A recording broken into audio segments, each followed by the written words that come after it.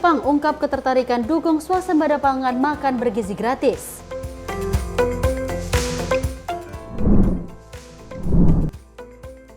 PSSI resmi perkenalkan Patrick Kluivert sebagai pelatih timnas Indonesia.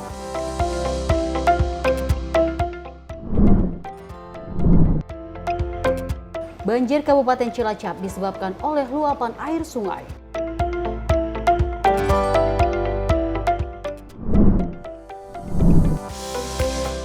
Menteri Pemuda dan Olahraga menyambut delegasi Australia Indonesia Youth Exchange Program 2024.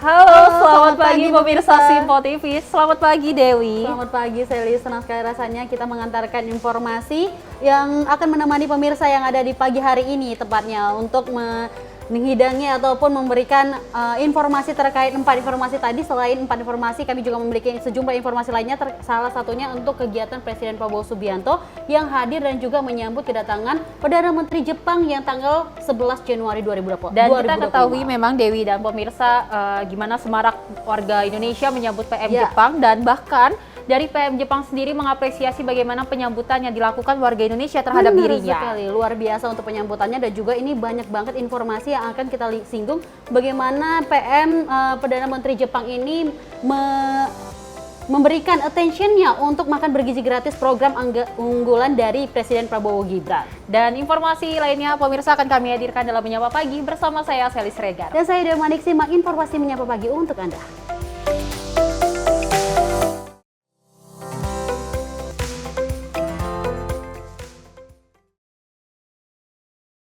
Baik pemirsa, kita awali informasi Menyapa Pagi kita. Presiden Republik Indonesia Prabowo Subianto menerima kunjungan Perdana Menteri Jepang Shigeru Ishiba di Istana Kepresidenan Bogor, Jawa Barat pada Sabtu 11 Januari 2025 dengan sambutan yang meriah. Dan kedatangan PM Ishiba disambut dengan iring-iringan dan disambut 21 dentuman meriam, serta lagu kebangsaan kedua negara dikumandangkan. Dengan sambutan yang meriah, Presiden RI Prabowo Subianto menerima kunjungan Perdana Menteri Jepang Shigeru Ishiba di Istana Kepresidenan Bogor, Jawa Barat pada Sabtu 11 Januari 2025. Kedatangan PM Ishiba disambut dengan iring-iringan dan dengan masyarakat, termasuk siswa dan siswi, yang antusias menyapa di sepanjang jalan menuju Istana Kepresidenan Bogor. Terdapat pula sejumlah anak mengenakan pakaian adat Indonesia dan membawa bendera Indonesia dan Jepang. Setibanya mobil kendaraan rombongan PM Ishiba menuju gerbang Istana Kepresidenan Bogor, ia disambut dengan 36 pasukan berkuda dan upacara jajar kehormatan sembari diiringi lagu selamat datang oleh pasukan drum band Lokananta.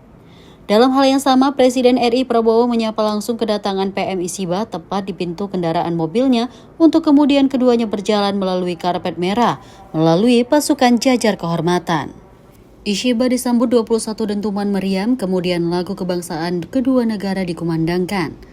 Adapun kunjungan kenegaraan Perdana Menteri Jepang Shigeru Ishiba ke Indonesia menunjukkan niat untuk memperkuat kerjasama dengan Indonesia. Dalam keterangan persnya, PM Ishiba mengatakan Indonesia menjadi salah satu negara yang dikunjungi dalam rangkaian lawatan pertamanya ke luar negeri. Hal tersebut dikarenakan Indonesia dinilai memiliki pasar ekonomi yang besar dan PM Ishiba ingin meningkatkan hubungan yang lebih baik dengan kawasan Asia Tenggara. Tim redaksi Simpo TV melaporkan. Dan Presiden Prabowo Subianto menyambut hangat kedatangan Perdana Menteri Jepang Ishiba Shigeru di Istana Kepresidenan Bogor, Jawa Barat pada Sabtu pagi. Kunjungan resmi tersebut menjadi momen penting bagi kedua negara dalam rangka memperkuat hubungan bilateral antara Indonesia dan Jepang.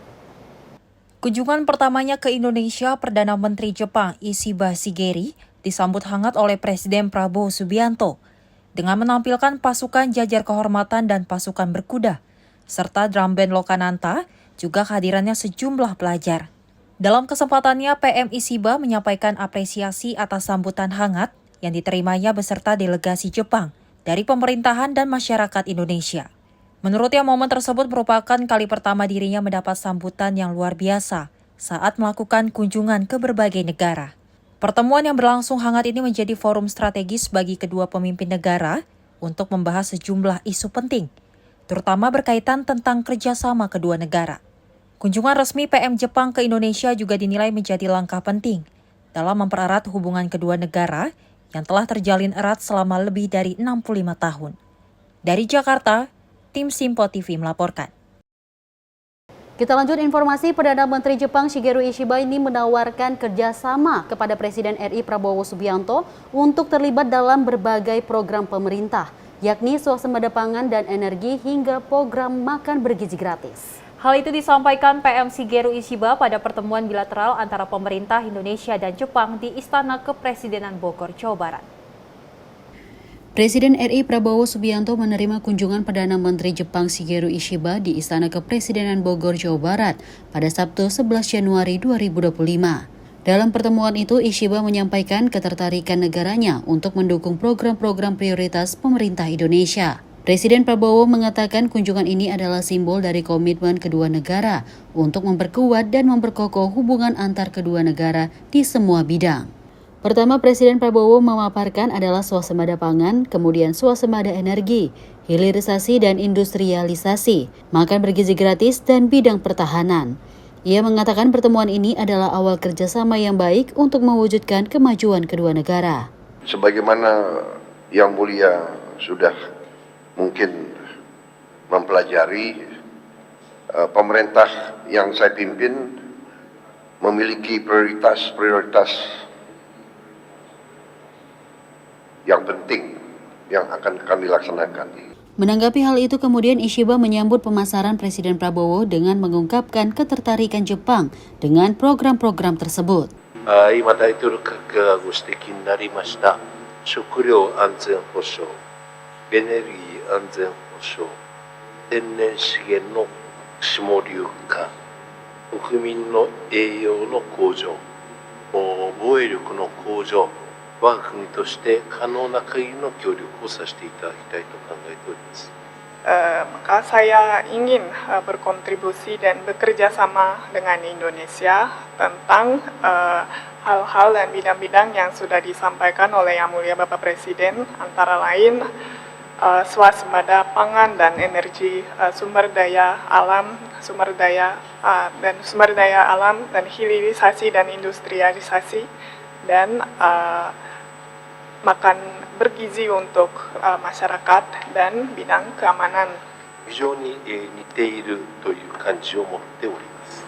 Dan saya merasa Jepang dan Indonesia punya banyak kesamaan.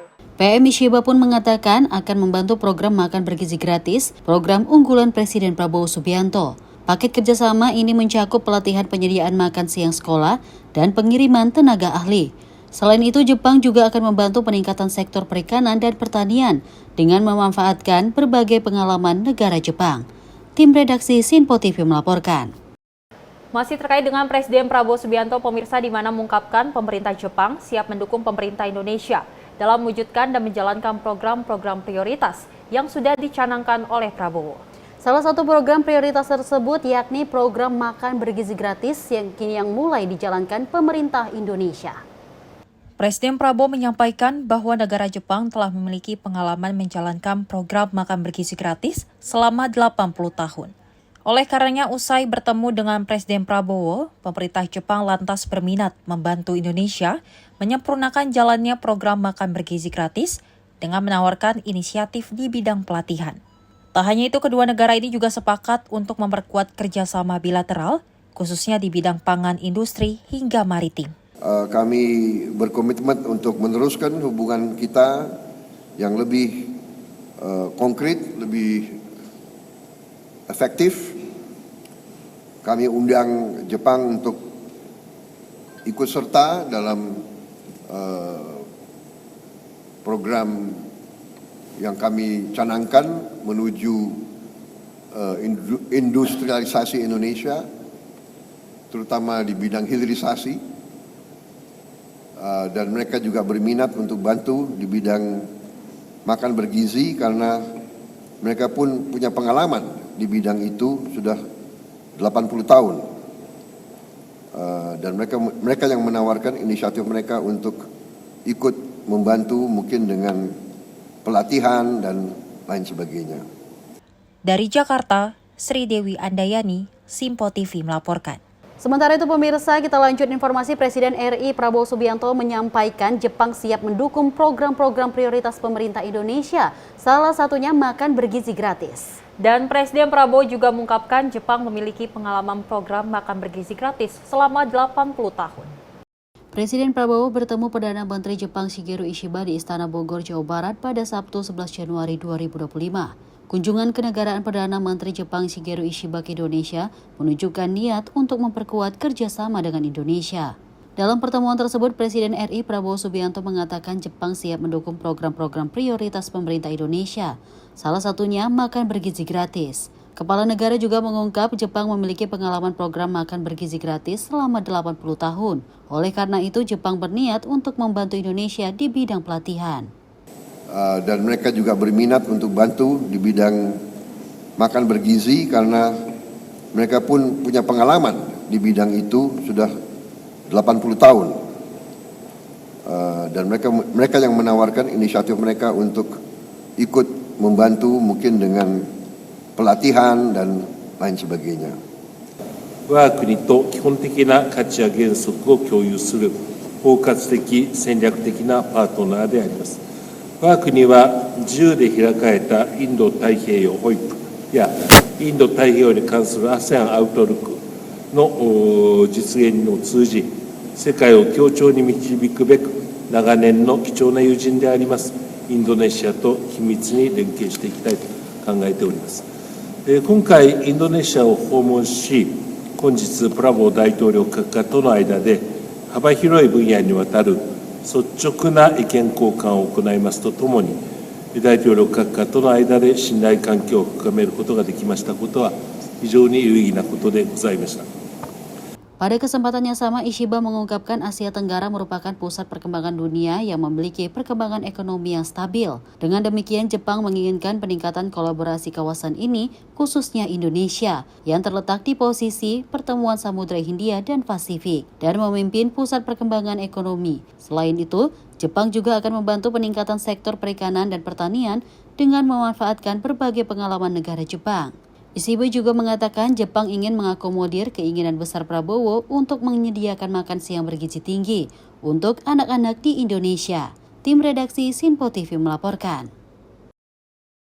Dan informasi tadi kalau kita menyampaikan bahwa hal ataupun ini informasi yang luar biasa lagi-lagi di intention bagi negara lain khususnya Jepang untuk memberikan bantuan terhadap Indonesia untuk memberikan bantuan makan bergizi gratis yang dimana ini merupakan kinerja yang baru saja dilakukan oleh pemerintah Indonesia. Dan kita ketahui memang Jepang akan membantu program makan bergizi gratis melalui pelatihan. Pelatihan dan juga tenaga betul, ahli. Kita berharap bahwa memang program makan bergizi gratis dapat berjalan dengan baik di mana kita lihat Dewi dan pemirsa dari awal dimulainya program makan bergizi gratis sudah banyak disambut meriah oleh para murid bahkan orang tua. Antusias. Betul, dan kita berharap bahwasanya angka stunting di Indonesia dapat menurun dengan adanya program makan bergizi gratis. Dan kita harap juga pemerintah untuk tetap semangat dalam menjalankan program makan bergizi gratis ini dan juga membuka lapangan pekerjaan baru. Dan informasi lainnya pemirsa akan kami sampaikan namun usai jeda berikut tetaplah bersama kami dalam Menyapa Pagi Sinpo TV.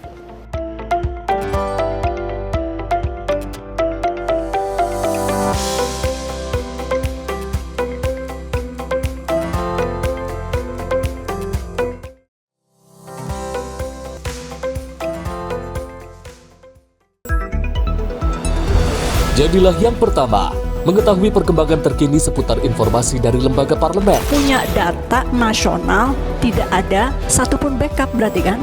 Tiba-tiba ada putusan yang nggak masuk akal dan seperti ini gitu. Kita biarkan rekomendasi kepada KPK, periksa! Kami hadirkan informasi paling akurat untuk mengawal setiap informasi dalam rapat komisi dan paripurna. Tentunya bersama saya Andi Rezaldi yang telah kami rangkum dalam program Sinpo Parlemen. Saya Arif Tufan. Saksikan Sinpo Parlemen setiap Sabtu pukul 6 pagi hanya di Sinpo TV. Pemirsa Sinpo TV kembali hadir menemani Anda dengan berbagai informasi yang telah kami rangkum dalam sepekan. Sajian lengkap informasi sepekan kami hadirkan untuk Anda. Badan Legislasi DPR menemui masa unjuk rasa di depan gedung DPR RI Senayan, Jakarta. Menemani akhir pekan Anda bersama keluarga dengan rangkuman berita menyeluruh dalam Sinpo Sepekan setiap minggu pukul 6 pagi hanya di Sinpo TV. Kami hadir dengan rangkaian informasi dari berbagai penjuru dunia. Topik dan isu yang tengah menjadi sorotan mancanegara dikemas dengan lengkap untuk Anda.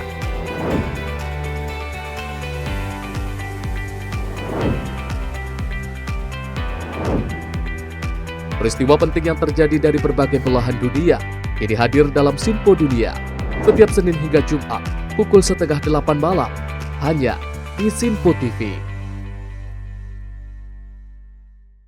Halo pemirsa, kami kembali hadir dengan sejumlah informasi yang kami himpun dari berbagai penjuru dunia. Rangkaian informasi yang membuat akhir pekan Anda begitu bermakna. Sebuah kelompok di Afrika Selatan memberikan layanan pertunjukan film dengan tenaga surya. Berita yang menjadi sorotan media dari dalam dan luar negeri kami hadirkan untuk menemani pekan Anda dalam Sinpo Dunia Sepekan Sabtu dan Minggu pukul 9 pagi hanya di Sinpo TV.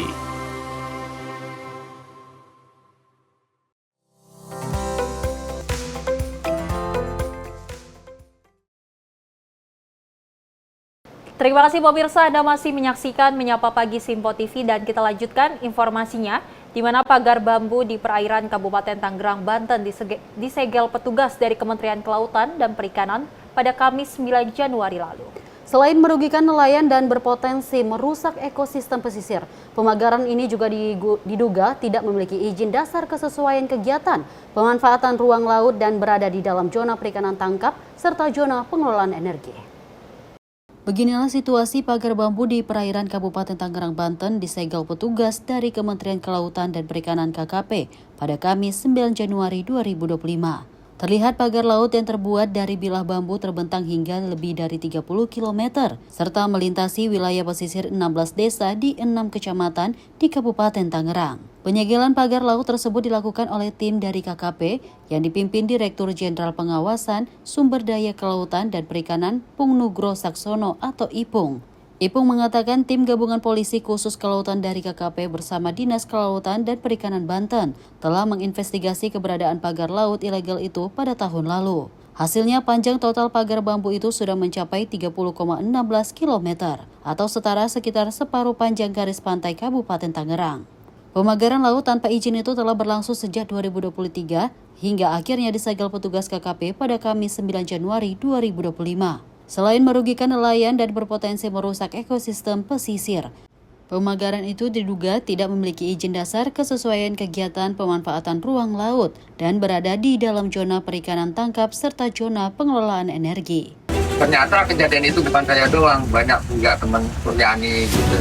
Nah, saya kan bertanya-tanya ini bambu apa gitu, kok jadi muter-muter begini. Jadi maksudnya kalau ngomong kalau masalah kegiatan nelayan memang benar masih bukan kegiatan nelayan ya, masih bukan. Nah, sumber pengetahuan yang paling jernih itu ya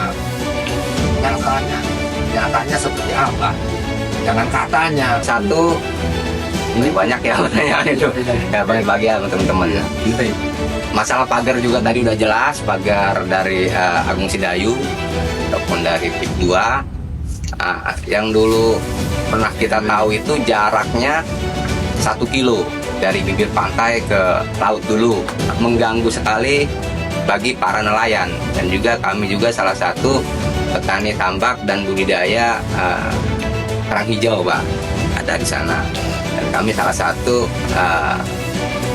korban. Direktur Jenderal Pengawasan Sumber Daya Kelautan dan Perikanan Pung Nugroho Saksono mengatakan hingga kini masih mencari pelaku yang bertanggung jawab atas kegiatan tersebut. Kementerian Kelautan dan Perikanan atau KKP mengimbau pemilik pagar laut di perairan Kabupaten Tangerang melakukan pembongkaran. Pemilik atau pemasang pagar bambu waktu maksimal selama 20 hari. Tim redaksi Sinpo TV melaporkan. Kita beralih dengan informasi lainnya, pemirsa. Ketua Umum PDI Perjuangan Megawati Soekarno Putri angkat bicara perihal hubungannya dengan Ketua Umum Partai Gerindra, sekaligus Presiden Republik Indonesia ke-8 Prabowo Subianto. Dalam kesempatan itu, Megawati menepis semua isu dari berbagai pihak yang beranggapan hubungannya dengan Prabowo Subianto sedang tidak baik-baik saja. Megawati mengungkapkan tidak sedikit pihak yang beranggapan bahwa hubungannya dengan Presiden Prabowo Subianto sedang tidak baik-baik saja. Megawati mengaku dirinya sempat beberapa kali bertemu dan berbincang perihal anak buahnya bersama Prabowo Subianto. Kendati demikian, Ketua Umum PDIP ini mengatakan dirinya belum dapat memenuhi permintaan Prabowo untuk bertemu lantaran suasana hatinya yang belum memungkinkan. Lah saya bilang kan, Mas Bowo, iki aku tak ngomong rungokke. Pak Prabowo nih, orang mikir saya sama dia itu, wah kayaknya musuhan atau apa? Enggak.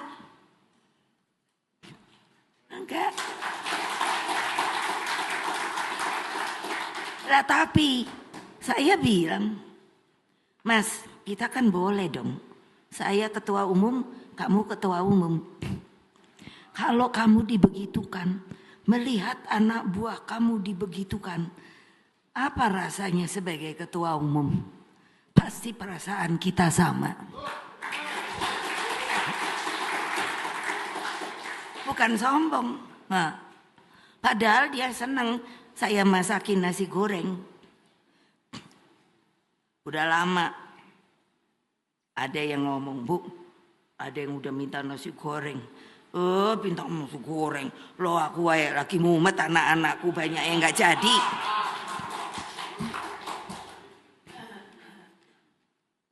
Begitu loh. Loh memangnya gak boleh? Ya boleh lah. Tapi kan prinsip, Mas, bene wae aku nang kene wae, situ sono rame-rame. Apa aku ngerusui situ kan ya enggak toh. Kalau aku perlu situ kan ya enggak perlu ketemu toh. Aku bisa kok ngirim orang. Sampai gitu loh. Itu apa namanya? Strategi politik. Nah, ngono wae kok ora iso mikir.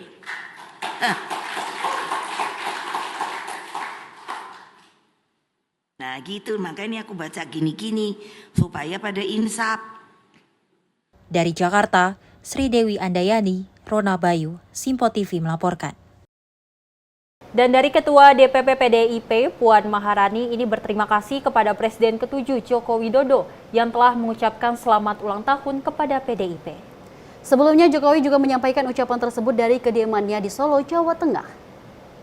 PDI Perjuangan memperingati hari ulang tahun ke-52. Presiden RI ke-7 Joko Widodo pun memberikan ucapan selamat ulang tahun kepada PDIP. Acara HUT PDIP digelar secara sederhana yang dihadiri oleh jajaran pimpinan pengurus pusat, sementara kader tingkat daerah mengikuti secara daring. Terima kasih Pak Jokowi. Dan terima kasih Pak Jokowi atas ucapannya kepada PDI Perjuangan hari ulang tahun ke-52 PDI Perjuangan. Dari Jakarta, Sri Dewi Andayani, Simpo TV melaporkan. Kita lanjut informasi berikut ini pemirsa. Kementerian Pemberdayaan Perempuan dan Perlindungan Anak ingin memperluas sinergi dan kerjasama dengan PT Permodalan Nasional Madani atau PNM. Kerjasama ini merupakan bentuk nyata dari semangat kolaborasi untuk menciptakan dampak berkelanjutan bagi perempuan dan anak di Indonesia. Kementerian Pemberdayaan Perempuan dan Perlindungan Anak dan PT Permodalan Nasional Madani atau PNM terus memperkuat sinergi untuk memberdayakan perempuan dan melindungi anak di seluruh Indonesia. Kolaborasi ini mencakup berbagai program yang dirancang untuk menciptakan dampak positif dan berkelanjutan, terutama di desa dan di daerah prasejahtera.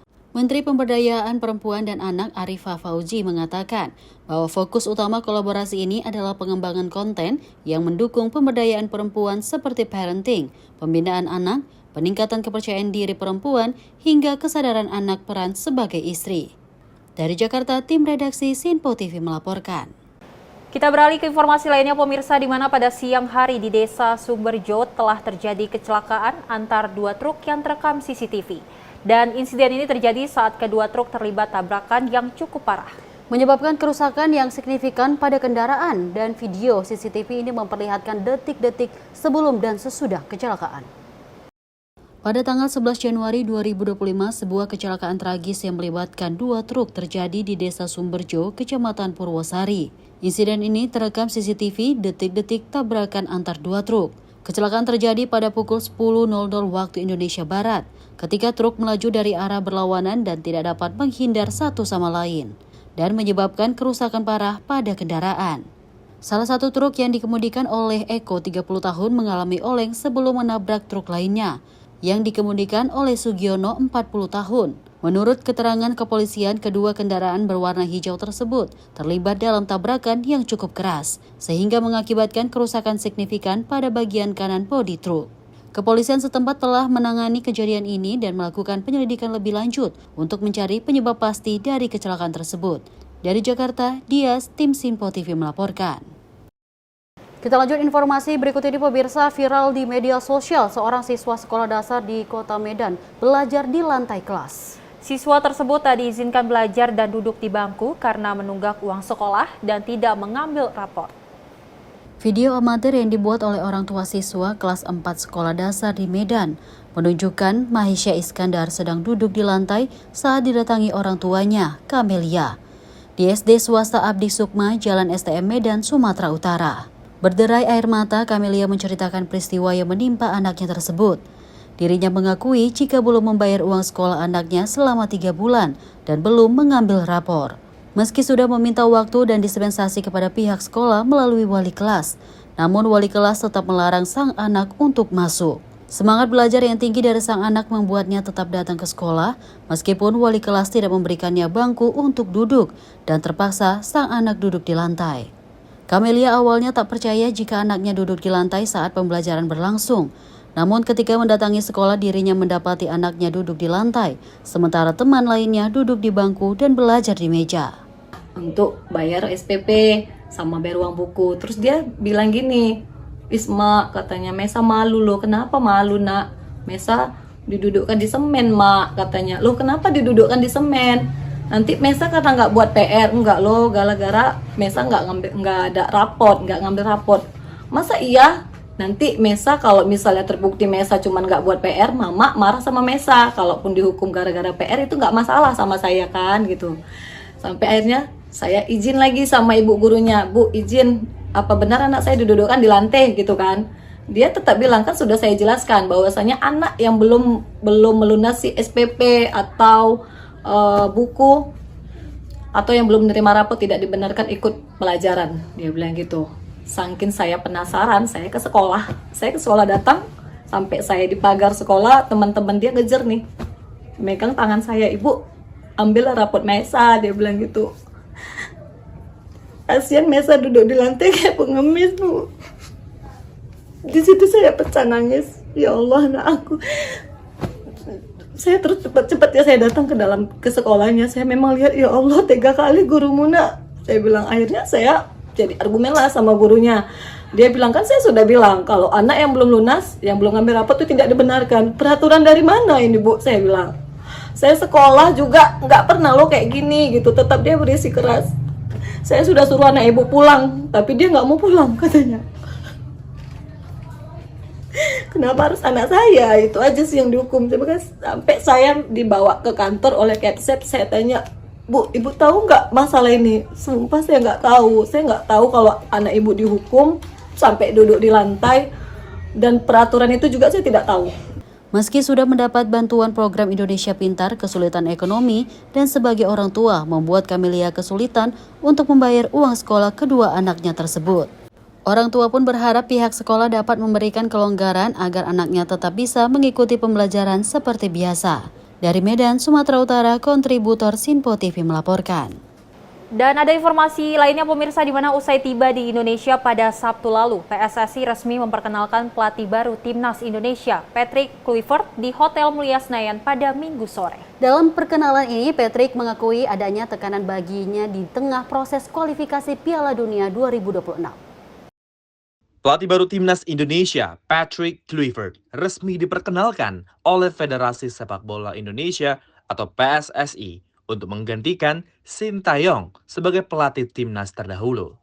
Dalam kesempatan ini, Patrick memaparkan strateginya guna menghadapi lawan-lawan berat pada kualifikasi Piala Dunia 2026 seperti Jepang dan Australia. Menuju pertandingan melawan Bahrain dan Australia, Patrick mengatakan Timnas Indonesia saat ini harus menjaga pola pikir yang jernih untuk memberikan hasil terbaik dan mengumpulkan total poin menuju Piala Dunia 2026. Menurutnya, Keseimbangan antara menjaga pikiran dan latihan yang keras harus dilakukan oleh setiap pemain agar setiap pemain memiliki kekuatan yang merata. In a short period of time.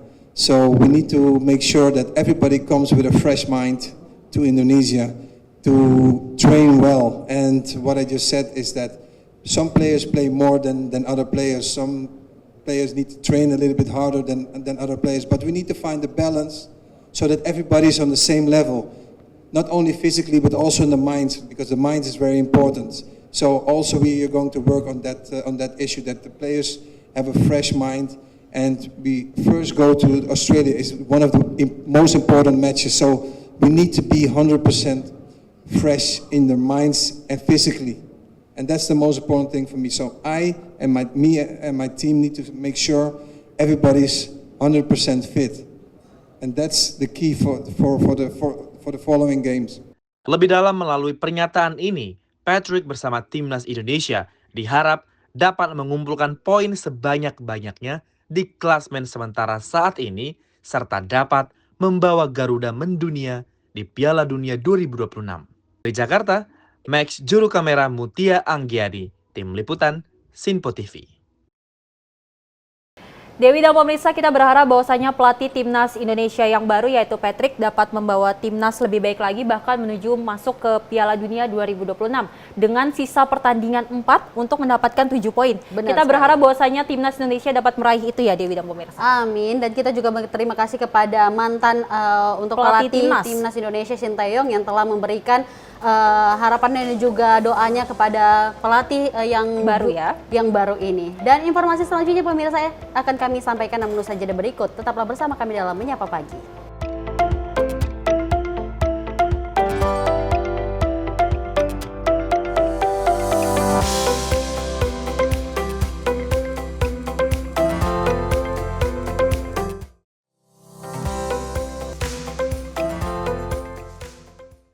Halo, selamat pagi pemirsa Simpo TV. Selamat pagi Andi. Selamat pagi Fen. Beragam informasi terbaru hadir menemani Anda sebelum memulai hari.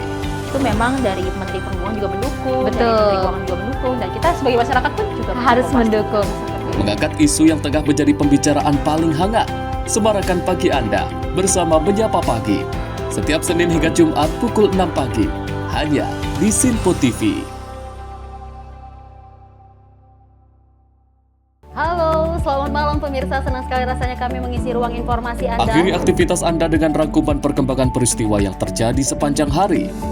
Sebelumnya kita saksikan ada sekitar 3.000 tamu undangan, sementara di Ibu Kota Nusantara ini ada sekitar 2.000 tamu undangan. Rangkaian informasi nasional dan mancanegara dirangkum sebagai penutup hari dalam Menyapa Malam. Setiap Senin hingga Jumat pukul 8 malam. Hanya di Sinpo TV. Kami hadir dengan rangkaian informasi dari berbagai penjuru dunia. Topik dan isu yang tengah menjadi sorotan mancanegara dikemas dengan lengkap untuk Anda.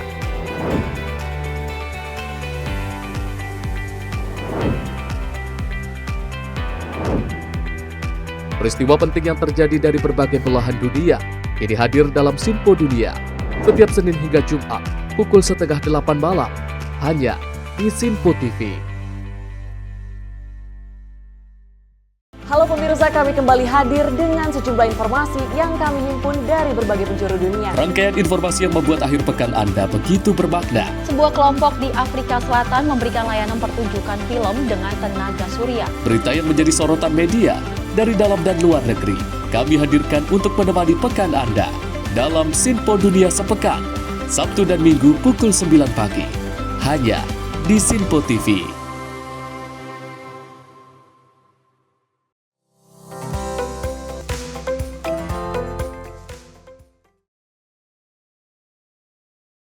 Selamat pagi pemirsa, Anda masih menyaksikan Menyapa Pagi Sinpo TV dan kita lanjutkan informasinya di mana Menteri Kebudayaan Republik Indonesia Fadly Zon ini membuka pameran jejak perlawanan Sang Presiden 2001 karya Raden Suhardi Adimario atau Hardi di Galeri Nasional Jakarta.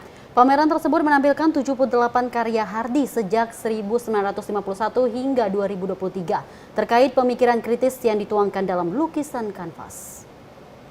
Galeri Nasional Indonesia membuka pameran bertajuk Jejak Perlawanan Sang Presiden 2001 yaitu sebuah tribut untuk seniman besar Indonesia Hardi tahun 1951 hingga 2023, yang turut diresmikan oleh Menteri Kebudayaan Republik Indonesia Fadlizon.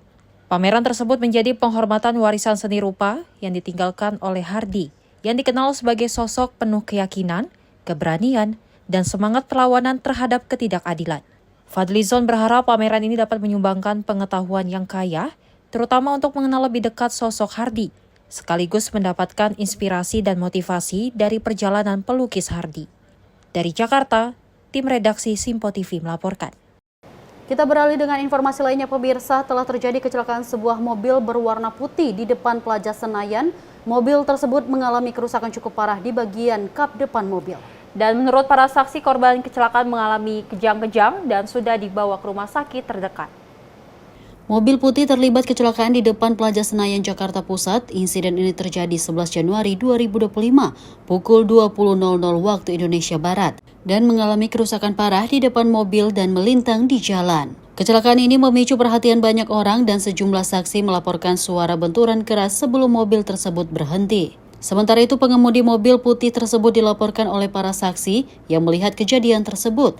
Korban mengalami epilepsi atau kejang-kejang dan sudah dibawa ke rumah sakit terdekat untuk mendapatkan perawatan intensif. Dari Jakarta, Dias, tim Simpo TV melaporkan. Dan banjir melanda Kecamatan Cipari lantaran luapan Sungai Cijambe akibat jebolnya tanggul pada sungai tersebut. Pada musibah ini, sekitar 50 kakak atau 200 jiwa yang terkena dampak dari jebolan tanggul Sungai Sukamudi. Banjir melanda Kabupaten Cilacap, Jawa Tengah akibat jebolnya tanggul Sungai Cikamuding. Hujan deras yang mengguyur daerah tersebut menyebabkan air sungai meluap dan mengendangi 2 desa. Dan 50 kakak atau 200 jiwa yang terkena dampak banjir ini pada Jumat 10 Januari 2025. Ketinggian air mencapai 50 cm di Kecamatan Cipari, memaksa warga mengungsi ke tempat yang aman. Badan Penanggulangan Bencana Daerah Cilacap sedang melakukan langkah-langkah penanganan termasuk pemeriksaan lokasi terdampak dan distribusi bantuan. Sekitar 2 desa terendam dan akses jalan terputus akibat banjir ini. BPBD terus memantau perkembangan situasi dan berkoordinasi dengan pihak terkait untuk memastikan keselamatan warga, serta memenuhi kebutuhan mereka selama dalam masa darurat ini. Dari Jakarta, Dias, tim Simpo TV melaporkan. Kita lanjut informasi, hujan deras selama 3 jam disertai angin kencang mengakibatkan banjir di 2 desa di Kecamatan Wasilai Selatan, Halmahera Timur, Sabtu sore. Dan banjir tersebut, pemirsa, merendam 23 rumah, 1 puskesmas pembantu, dan membawa 10 ton kelapa terbawa arus. Menurut BPBD Halmahera Timur, intensitas hujan tinggi menjadi penyebab utama banjir ini. Banjir melanda 2 desa di Kecamatan Wasilai Selatan, Halmahera Timur, Maluku Utara pada Sabtu sore. Hujan deras selama 3 jam menyebabkan luapan air kali hingga merendam desa Minamin dan desa Saolat dengan ketinggian 40 hingga 50 cm.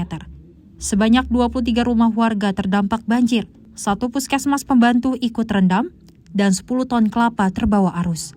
Menurut BPBD Halmahera Timur, intensitas curah hujan tinggi menjadi penyebab utama banjir ini. Tim BPBD menyatakan akan melaporkan situasi ini dan mengusulkan normalisasi kali di 2 desa terdampak agar banjir tidak terus berulang. Dari Jakarta, Rido, tim Simpo TV melaporkan. Sementara itu, pemirsa, Menteri BUMN Erick Thohir bersama Menteri Investasi dan Hilirisasi Rosan Roslani berkolaborasi dan bersinergi dalam pembangunan ekosistem hilirisasi Indonesia. Kerjasama ini diharapkan mampu mewujudkan cita-cita Presiden Prabowo, yaitu mendorong kemandirian bangsa melalui swasembada energi. Menteri BUMN Republik Indonesia Erick Thohir melakukan pertemuan dengan Menteri Investasi dan Hilirisasi Republik Indonesia Rosan Roslani. Pertemuan ini dilakukan guna mendorong hilirisasi untuk meningkatkan nilai tambah di dalam negeri, sesuai dengan asta-cita Presiden Prabowo Subianto. Kolaborasi dan bersinergi yang dilakukan bersama Kementerian Investasi dan Hilirisasi juga menjadi bagian penting dari pembangunan ekosistem hilirisasi di Indonesia. Erick berharap kerjasama ini bisa menjadikan Indonesia sebagai ekosistem hilirisasi yang bisa mewujudkan mimpi Presiden Prabowo untuk mendorong kemandirian bangsa melalui swasembada energi. Dari Jakarta, tim redaksi Simpo TV melaporkan. Dewi dan pemirsa, kalau kita ketahui swasembada energi memang menjadi salah satu fokus utama dari pemerintahan Prabowo Subianto dan Gibran Rakabuming Raka, di mana kalau kita ketahui pemerintah sudah memfokuskan memanfaatkan energi terbarukan, meningkatkan lifting minyak dan gas bumi, serta memanfaatkan gas bumi sebagai bahan bakar dan juga bahan baku dalam negeri. Benar sekali, ini merupakan juga kita melihat bahwa sumber energi dari luar negeri ini diharapkan untuk dapat menopang, namun ini menjadi ancaman juga serius di tengah ketegangan geopolitik global, dan kita berharap ini menjadi PR dari pemerintah Indonesia untuk dapat segera memanfaatkan yang ada swasembada yang di Indonesia lebih tepatnya. Dan pemirsa, informasi lainnya akan kami hadirkan usai jeda, tetap bersama kami.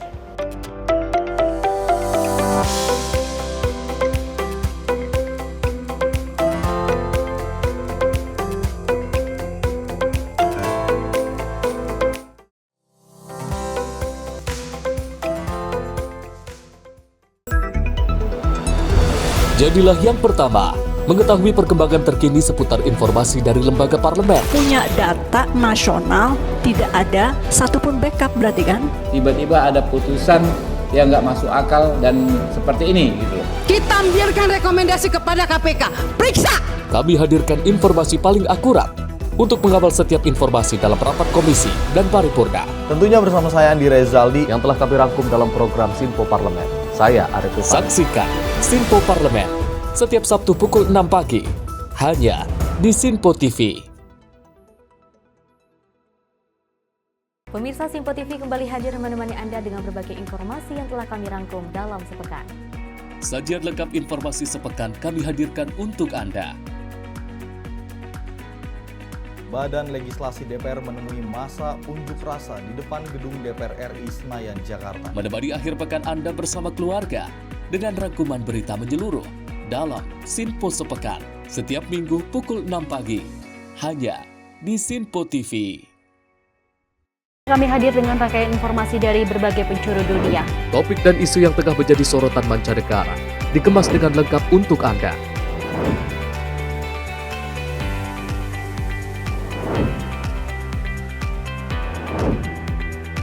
Peristiwa penting yang terjadi dari berbagai belahan dunia ini hadir dalam Sinpo Dunia setiap Senin hingga Jumat pukul 7:30 malam hanya di Sinpo TV. Halo pemirsa, kami kembali hadir dengan sejumlah informasi yang kami himpun dari berbagai penjuru dunia. Rangkaian informasi yang membuat akhir pekan Anda begitu bermakna. Sebuah kelompok di Afrika Selatan memberikan layanan pertunjukan film dengan tenaga surya. Berita yang menjadi sorotan media dari dalam dan luar negeri kami hadirkan untuk menemani pekan Anda dalam Sinpo Dunia Sepekan, Sabtu dan Minggu pukul 9 pagi, hanya di Sinpo TV.